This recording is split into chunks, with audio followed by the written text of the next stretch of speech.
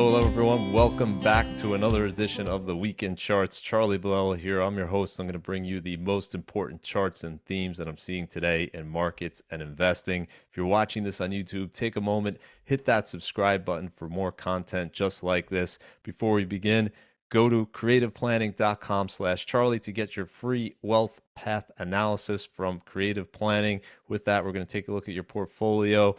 Take a look at your tax situation, make sure your estate plan and your insurance needs are being met. We're going to do all that and more. creativeplanning.com/Charlie. At Creative Planning, we have over 325 billion in assets under management and advisement, and we're all 50 states, so we likely have a location right near you. creativeplanning.com/Charlie. We're here to help. Okay, what are we going to be discussing today? A lot of topics on the docket here, so stick around to the end. A cooling labor market, so we'll talk about that non-farm payroll report we got today. The expansion continues. We also got a GDP report for the third quarter. We'll dig through that. All roads lead to inflation. That's kind of my view here, looking at national debt, looking at the policies being proposed by both parties, and we'll dig through that. Number 4, market to the Fed slow down. We'll talk about the expectations right now for the Fed funds rate, what the Fed will likely do when it meets next week. Number 5, big earnings from big tech. A lot of reports this week. We'll dig through the most important ones and tell you the data there. Number 6, a housing market frozen in time. This has been a story we've been talking about month after month. It continues to be the main story going on in the housing market today. Number 7, we end with something positive, as we always do, and that will be more affordable rents. If that sounds familiar, it's probably because I've been talking about this trend for over a year now. Very good news for anyone in the rental market. Okay, number 1 here, a cooling labor market. What did we get in terms of that non-farm payroll report? Well, a number that was much below expectations, 12,000 jobs added for the month of October.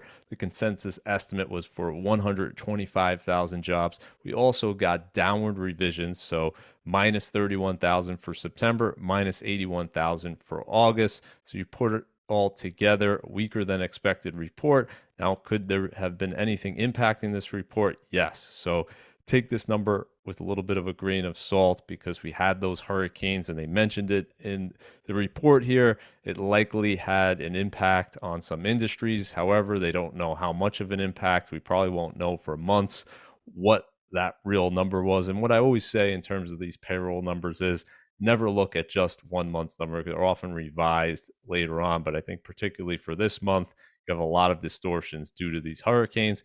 But what they also said is the household survey wasn't really impacted from that. And the household survey determines the unemployment rate. So you could put more faith, let's say, in the unemployment rate than that non-farm payroll number. And then we also have the fact that we had a strike in Boeing during this period of time, and that likely impacted manufacturing employment. You saw actually a decline in manufacturing employment, 46,000 decline in October. So that's another factor likely bringing that number down for October. So we'll see a month from now what happens in terms of revisions. Is this number going to be revised higher? Are we going to see more jobs next month to make up for it? We don't really know. It might take a few months to settle that out, but don't pay attention to just the 1 month.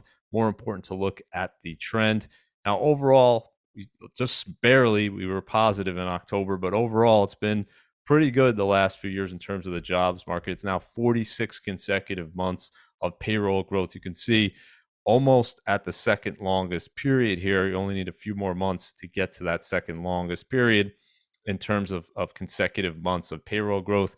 But the number I like to look at in terms of jobs more than anything else is looking at year over year. What's the rate of change? So how many jobs have we created in the last year, an increase over the prior year? And we're looking at now is definitely a cooling labor market because we have a 1.4% increase. You can see here that's now below the pre-COVID levels. It's lowest we've seen since March 2021. So definitely a deceleration in the jobs market. And yeah, maybe that October number should have been higher, but overall the trend was already moving down. And I think the cooling, there's a lot of evidence of that. And I think the other big data points that we got is in terms of job openings and the quits rate. So you're seeing here the number of job openings peak a few years ago at over 12 million jobs. It was the highest we've ever seen. And really, the gap between the number of job openings and the number of unemployed was the biggest in history. So, really, the tightest labor market that we had ever seen. And since then, just a normalization in terms of the labor market. So, just a gradual decline over the past few years. And now we're seeing 7.4 million job openings in the US. That's the fewest since January 2021. So we've kind of just slowly moved back to a state of normalcy. You can see here the quits rate, so the percentage of people quitting their job has come down as well, lowest since June 2020. And this number is important because when it's high, it's an indication that it's a tight labor market, that people are confident they can quit their job and find a new one. And that's a different situation today.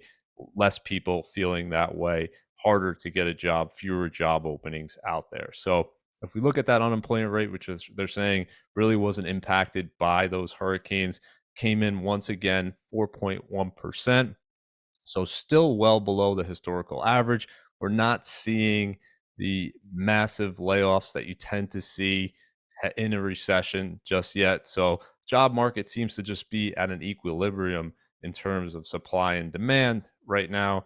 And I would say just overall, the longer term trend seems to be of a cooling labor market. But this is the number that the Fed is looking at, obviously, very closely. And I think overall, as we'll talk about in the Fed section, I don't think anything in this report is going to change what the Fed is going to do next week. I think they were going to cut another 25 basis points next week, regardless of what information was in this report. And I think everything overall would suggest, because of the hurricanes and because of the other impacts and the fact that the unemployment rate stayed at 4.1%, I think they're comfortable uh, reducing the size of that cut down to 25 basis points. So if we look at average hourly earnings, this would be the pushback in terms of saying, well, maybe the labor market hasn't cooled that much if we're still seeing hourly earnings rising at 4% over the past year. So certainly people had thought it would have slowed down more at this point, but we're seeing this across the board in terms of wages just increasing more than people expected. Obviously, if inflation's coming in below this, that's very good news for the American worker. I'll talk about that a little later. But if we look at the average hourly earnings and we compare it to what inflation's expected to do for the month of October, so we haven't got that number, obviously, but the expectation is it's going to come in around 2.6%. And if it does, well, now then you have a spread of around 1.4%, with the increase in wages being above the increase in prices, which is good news for the American worker. Obviously, they have money to spend, and the consumer for now is still spending. And that's a good transition into the second segment here. The US economic expansion continues. Now, we expected this, but we got confirmation in terms of real GDP for the third quarter, 2.8% annualized for the third quarter, right around what I think people were expecting. So, not a huge surprise there. But that brings the economic expansion up to 54 months now in duration. When you hear something like that, well, the question always is, well, is that long in the tooth? Are we due for a recession? And I really don't like that concept because, as you could see here, there's big variation in terms of how long an expansion can continue. So there's no rule that says at 60 months, 5 years, which is kind of the average historically, well, then there has to be a recession. We've seen, of course, expansions continue for much longer than that. They don't have to, but the last four were certainly longer than what we've seen so far today. So definitely not impossible by any means for the expansion to continue here for a while longer. And if we break down that third quarter GDP number, what we're seeing is consumer spending remains pretty strong here, both on goods and services. So goods had been weak for a little while, but now seems to be picking back up, according to this report. And then government spending, and this has been a big factor over the past few years, certainly contributing to positive growth here, as we're going to talk about in a little bit. just a massive amount of borrowing and spending going on by the federal government. You can see here the contribution to GDP is positive, state and local governments positive as well. So about a third of this GDP growth number is coming from the federal government in terms of spending. So what's the expectation for the fourth quarter? It's still very early. Atlanta Fed just put out their first estimate. They're saying 2.3%, but this number jumps around a lot, obviously, as we get more and more data points. But the expectation, at least for now, is that the expansion will continue through the end of this year. Okay, number three, all roads lead to inflation. And why am I saying that? Well, the biggest driver of inflation in the long run is government spending more money than they're taking in. So deficit spending and the creation of money, the increase in the money supply. And if we look at the national debt picture here, just stunning increases over the past few months. I think it's over 800 billion has been added to the national debt in just the last 3 months. So huge surge higher. You can kind of see it here on the chart, just a spike higher. And what we've seen over the past few years is just an unrelenting move higher. So no political will to do anything about this whatsoever. And the gap between spending and what we're taking in revenue has really widened over the years. Obviously, it hit a record wide level during COVID when we were doing those enormous stimulus bills. But since then, we've maintained a pretty wide level and increased actually over the past year. So this is what's the unusual, is that we've been in an expansion now for over 4 years, and we're still behaving, at least from a government spending perspective, as if we're in a recession. So this gap between spending and revenue coming in obviously is what's adding to that national debt. And in the past 10 years, I just have some numbers here. 63% increase in tax revenue. So the amount that we're taking in terms of the federal government has increased by 63% in the last 10 years. So not a small number, but government spending, if we look at where we are today, 6.7 trillion and rising, is up 93% over the last 10 years. So obviously that differential is huge over time, and that's what's contributing to that huge increase in national debt. And I just put out this question on X: do we need higher taxes or less spending? That's going to be the big question over the next few years. You probably know my view. We need to control the spending number. We've increased tax revenue by a good amount over the past decade, by more than 5% per year. That should be enough to cover spending. But when we're spending way in excess of that, that's what leads to problems. So we really have to hold the line in terms of spending. I'm not sure that we're going to see big cuts in this because of the promises that are being made on both sides of the aisle. Now, will those promises actually be enacted? We don't know. But just projections from the Committee for a Responsible Federal Budget, this is supposed to be a nonpartisan committee, what they're projecting, just looking at the proposed agendas under Trump, under Harris, what they're saying is it doesn't matter. Either way, we're going to see the national debt go up, and as a percentage of GDP go up as well over the next decade. So this is the result of having this fundamental policy of saying it doesn't really matter what we spend. We can just keep doing it. So far, there doesn't seem to be a fear whatsoever about that national debt. And until there's a fear about it, until people view it as a crisis, it will likely continue to go higher. So what has been the impact over the past month and a half on the bond market due to this big spike in debt? Well, as we talked about last week, we're just seeing a continued rise in the long end of the curve, which is pretty unusual during a Fed cutting cycle. So we'll see if this continues. But for now, just a pretty significant increase that we've seen in 10-year and 30-year Treasury yields since the Fed cut interest rates about a month and a half ago in September. So now we're seeing 30-year Treasury yields up above 4.5%, the 10-year up above 4.3%. And again, you don't tend to see this when the Fed is cutting interest rates, but you also don't tend to see the explosion that we've seen in national debt. So, a very unusual circumstance. We'll see if it'll continue. It's going to be driven in large part by expectations for future inflation. So, why are long term yields going up?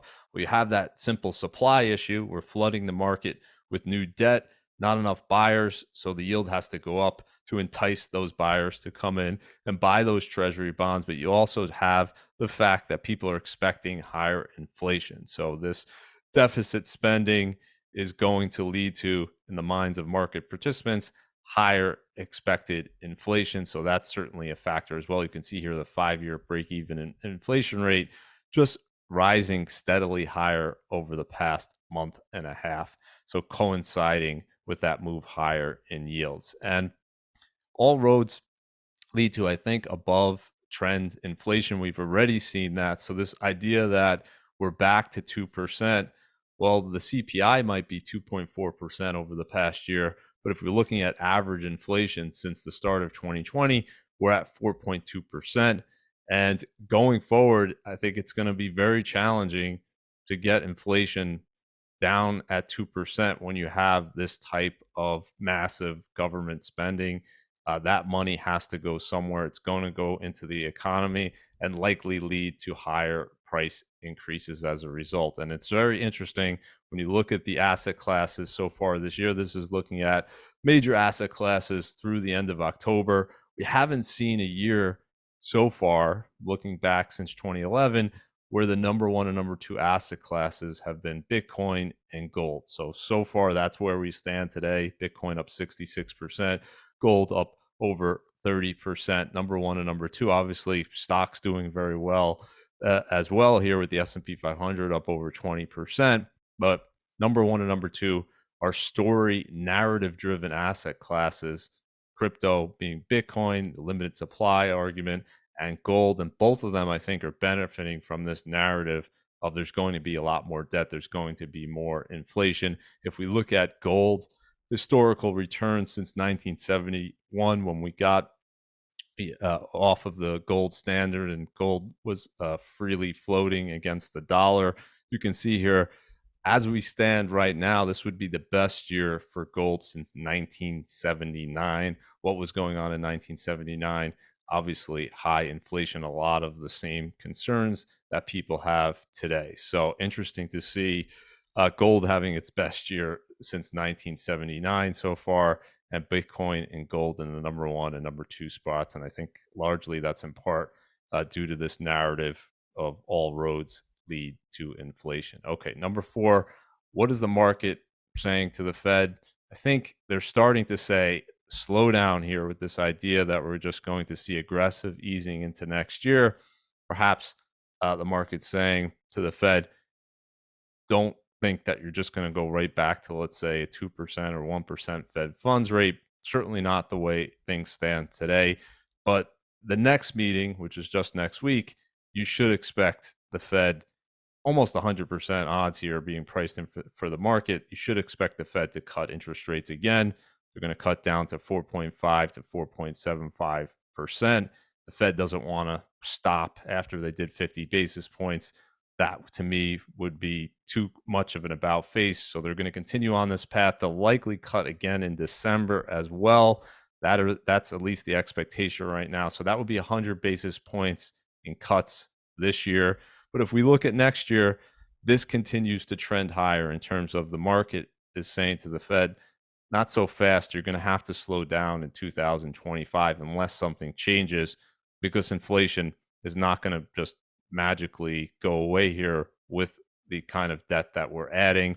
And that 2% that you keep pointing to, we don't seem to be even there just yet. So we're at 2.4%. But again, the expectation for the October number is going to come in at 2.6%. So we're not even at 2%. And so this idea we're gonna just be able to just keep easing when we're not even there yet. Who knows? We'll see in the first quarter of next year. If we have CPI starting to move the other direction, then I think you can throw out all of these expectations in terms of easing. But I think the broader point is the market is saying, at least for now, we're not going back to zero interest rate policy anytime soon. and a bond market on the long end, and the expectations that we're going to see just higher inflation for a longer period of time, I think that's going to drive a lot of this in terms of constraining the Fed in terms of what they would do. Now, what could change that? Obviously, economy slows down. We see more evidence of recessionary behavior. We start to see that impact growth, that impact inflation. I think that obviously would accelerate the Fed in terms of cutting rates. But as it stands now, we're still in an expansion. Unemployment rate still relatively low at 4.1%. So the doesn't seem to be, in my view, a big need to be aggressive in cutting. And the Fed should be very concerned about cutting too much too soon before really the war on inflation has been done. I think it has been won. I don't think that's clear just yet that it has been won. I think there's a lot more work that's going to need to be done. Okay, number 5 here. Got a lot of big earnings reports this week from big tech. I want to run through a few of them. But first of all, overall, how are we looking in terms of earnings? Pretty good. So 72% of companies have reported in Q3, and we have 14% year over year earnings growth. Pretty strong number. Kind of what people were expecting if we look at expectations going in, but still pretty strong nonetheless. It's the 7th consecutive quarter of positive year over year growth for S&P 500 earnings. And if we look at operating EPS trailing 12-month over the past year, you can see here once again hitting a new high. This is up about 8% year over year. And as we talked about last week, and we'll talk about certainly again in the future, the question is, are we going to see an explosion higher in terms of these earnings, which is what the market's expecting over the next 5 quarters? Because obviously S&P 500 price is up way more than 8% in the last year. So we've seen a major multiple expansion. But let's talk about some of the big tech numbers. Amazon here, huge quarter, 11% increase in revenues over the past year. You had a new third quarter record in terms of revenues for Amazon, 159 billion. Net income hit a record high, 55% increase year over year, 15.3 billion. That's the highest quarterly profit that they've reported to date. And they're doing all that with margin expansion. So operating profit margins hit a record 11%. So Amazon's never been this profitable as a company, 11% in the third quarter from 7.8% a year ago. And if we look at AWS, I put this chart out every quarter, but it never ceases to amaze me. Just stunning growth over the last decade. You had 4.6 billion in revenue for AWS a decade ago in 2014. Today, they just crossed over 100 billion in annual revenue, which is bigger than a lot of companies, bigger than 468 companies in the S&P 500 in terms of revenue of AWS alone. So just a juggernaut there for Amazon. Unbelievable growth story over the last decade. Microsoft, another huge quarter for Microsoft, 16% revenue growth year over year. New record high in terms of revenues for the quarter, 65.6 billion. Net income also hit a record high for Microsoft in the third quarter, 11% increase year over year. They're doing about 25 billion now. The net income for the quarter, and their cloud revenue was a big beat there, 33% increase year over year. So Meta, 19% increase in revenues year over year. They had a record high in terms of the revenue number, 40.6 billion, and a record high in terms of profits. So talking about Amazon record high profit, Microsoft record high profit, Meta record high profit, 15.7 billion. Operating margins expanding 43% versus 40% from a year ago. The amazing thing with Meta is that they're doing all this with their Reality Labs division continuing to just bleed, hemorrhage huge amounts of money, 4.4 billion quarterly loss. Look at these quarterly losses since 2020. Just unbelievable that they're able to maintain this profitability despite just continuing to lose money on this Reality Labs division. Okay, Apple, 6% increase in revenues over the past year, 94.9 billion. That was a record high for them for the third quarter, highest growth rate since Q3 2022. So on the upswing for Apple. You could see they definitely had some difficulty in terms of revenues over the past few years.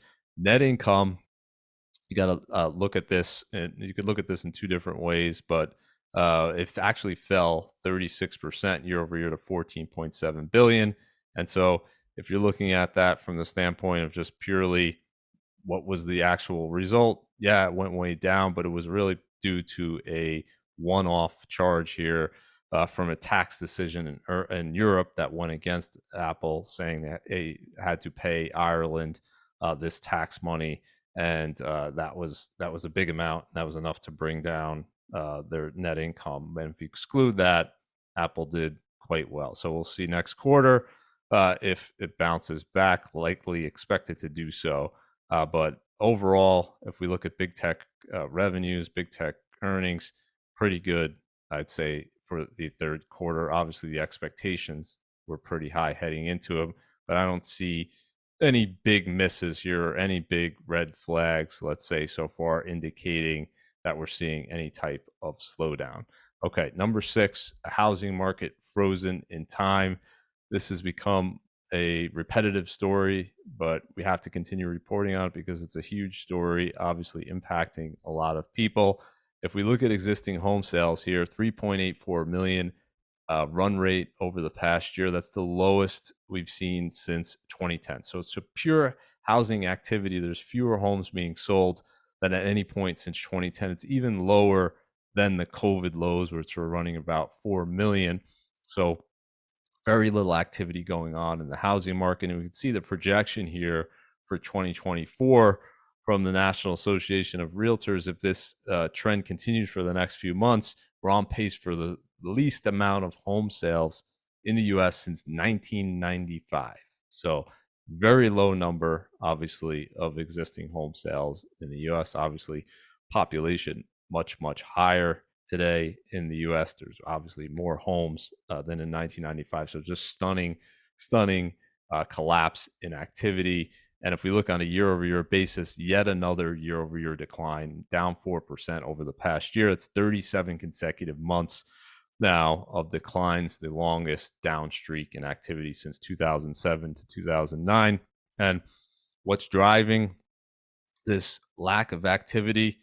Well, the lack of affordability, right? The fact that mortgage rates have spiked and home prices have continued to move higher. So that double whammy in terms of affordability, where most people finance a home, the cost to finance that has gone way up, but the home price itself has not come down to alleviate that. It's actually continued to go up. So what we're seeing in terms of 30-year mortgage rates, not what people were hoping for heading into the Fed interest rates cuts. The Fed cut rates in September 18th, 50 basis points, and the mortgage rate was at 6.11%. And today it's at 7.08%, highest since early July. And what's going on there? We talked about this last week, but it's simply the fact that longer term treasury yields have gone up because of higher inflation expectations, because of that big increase in debt. So the 30-year mortgage rate isn't going to track the Fed funds rate. It's going to be highly correlated to 10-year and 30-year treasury yields. Obviously, there's a spread component as well. But for now, we're seeing those long-term yields move higher. That's why mortgage rates are moving higher. We'll see what happens. Will be interesting. The Fed's going to cut again next week, 25 basis points. And then again in December, we'll see if that has any impact on mortgage yields. But where they stand today, it's just simply unaffordable. We got another number from Case-Shiller, National Home Price Index, up 4% year over year, another record high. And we look at the Housing Affordability Index here in red, you can see just hovering near record lows. And this is the problem in one chart here for the housing market. The price of the home, the price, the income that you need to buy that home is way higher than the actual incomes in America. It's about 40% higher. So you have this huge affordability gap in the US that's driving this lack of activity. So very low supply and very little activity because people can't afford homes at their current prices. And is this just a US phenomenon? Not at all. We look at a lot of these other countries, actually affordability is worse than the US, and the home price increases since 2000, and the bubbles there have been bigger than the US. If we look at Australia, 391% increase there since 2000. Canada, 349%. UK, 248%. You see the US there, 212%. And then you have, of course, Japan, opposite direction, down 22%. Obviously, very different environment in Japan with their population declining, and obviously they had a huge boom in prices and then an adjustment. So very different story. But you could see it's not just in the U.S. that we're having this situation in terms of affordability. We're seeing in the U.K., Canada, and Australia as well, due to these enormous increases in prices. Good news is we're starting to see a deceleration here. So we had been talking about an upswing. Now I think we're on a downswing. We're up 4.2% nationally year over year. Seems to be on its way down and again. And the big driver of that, of course, is going to be inventories, but it's simply not sustainable to have these types of price increases. Look at the last 5 years. We're talking about over 50% increase in home prices when people's wages, people's incomes are up about 20%. So more than double the wage increases, which is certainly not sustainable. So that gap has to be closed in terms of affordability. And it's either going to be closed with incomes steadily rising and home prices staying where they are, or it's going to be closed with home prices coming down. One of those two situations would be my guess in the next 5 years, but don't expect these types of gains going forward unless we have some type of hyperinflation in the US. Okay, this is the chart to focus on every single month. Take a look at existing home inventory. And so far, it's been trending up, but not enough to be meaningful in terms of saying we're actually going to see price declines. But heading into 2025, if this continues to trend upward, maybe we get to a point where the housing market is at a point where it's closer to equilibrium, where you have more activity in the housing market, because eventually people have to move for whatever reason. They have a job change, they have they're retiring and moving. Eventually, that gets built up, and I think we're at the point where we're starting to see inventories rise for that reason. So yes, the lock-in effect is real, but I think every month that passes, that becomes less of a factor. And my guess would be we're going to see more inventory in 2025. Okay, I want to end with something positive, as we always do. That would be more affordable rents. Now we have apartment list data through October.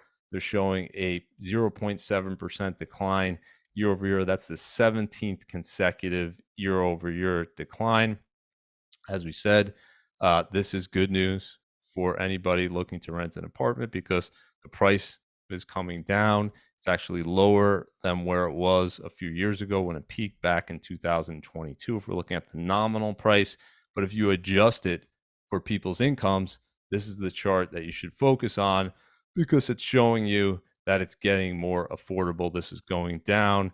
It's the lowest we've seen if we adjust it for wage growth since 2021. So very good news in terms of anyone who's a renter. And what's driving this is simply supply and demand. So unlike the residential single family home market where people are looking at the price of a home and they're saying this is unaffordable and the prices are still going up and they're going up more than wages.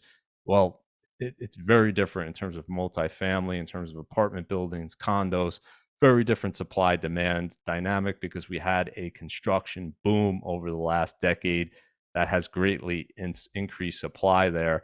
And so what we're seeing is vacancy rates continue to trend higher. They actually hit 6.8% in October, highest we've seen since July 2020 during the peak in COVID in terms of vacancy. So the expectation should be, at least for the next few months, we're going to continue to see rents decline, likely on a nominal basis because seasonally this is the weak period for rents. So you tend to see rents decline in November, December anyway. But on a wage adjusted basis, we're likely to see them decline further, which would mean more affordable rents, which is great news. Hopefully that continues. Okay, with that, I want to end it right there. Thank you everyone for joining me on the Week in Charts. Have a great weekend, and I'll see you next time on the Week in Charts.